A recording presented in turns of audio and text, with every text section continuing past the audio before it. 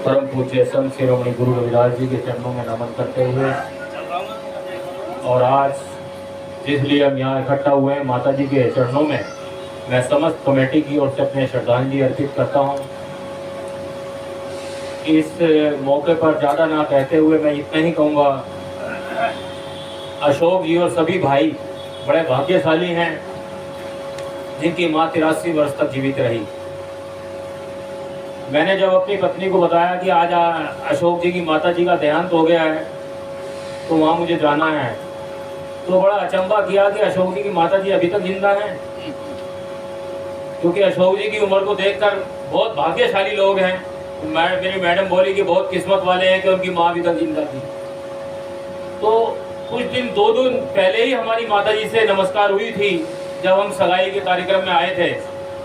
सामने ही वेंकट हॉल में जब सगाई हो रही थी तो माता जी, हम जब अंदर प्रवेश कर रहे थे तो माता जी निकल रही थी। माता जी से पूछा था कैसा हाल है, माता जी ने कहा बेटा ठीक है। लेकिन जो ऊपर वाले को मंजूर होता है, परमात्मा को मंजूर होता है, वही होता है। ऐसा कभी सोचा भी नहीं था कि इतनी जल्दी माता जी हमारे बीच से चली जाएंगी। आपने देखा होगा कि बहुत सारे ऐसे लोग होते हैं कि वेंटिलेटर पर होते हैं महीने महीने 2-2 महीने, और वेंटिलेटर से भी वापसी आ जाते हैं क्योंकि उनका समय अभी पूरा नहीं हुआ होता। और माता जी अच्छी खासी ठीक ठाक बोलती चालती बैठती, अचानक ही हमारे बीच से चली गई। एक लिहाज से अगर ये देखा जाए कि मानवता के तौर पर कि कोई व्यक्ति बिना किसी के दुख दिए, किसी से अपनी सेवा कराए बिना और अपनी पूरी उम्र करके अगर यहाँ से चली जाती है, इस पृथ्वी से बेगमपुरा की तरफ को चली जाती है, तो समझा जाता है कि वह बहुत भाग्यशाली थी।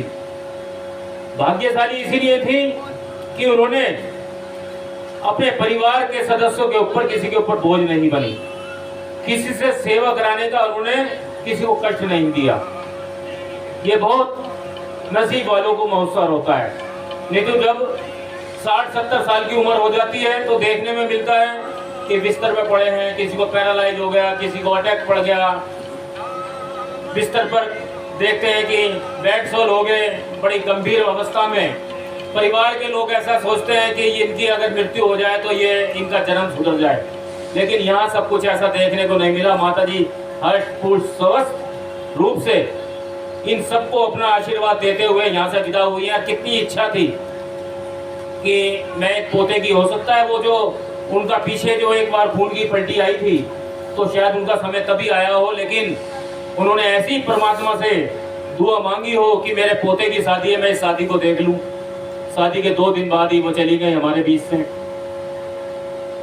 और पड़पोता, आज के टाइम में देखते होंगे कि नई नई बीमारियों का युग है, कोई अपने बेटों की शादी नहीं देख पाते, और माता जी ने तो पोतों की शादियां देखने साथ पड़पोता भी देखा है कि माता जी कम भाग्यशाली नहीं थी।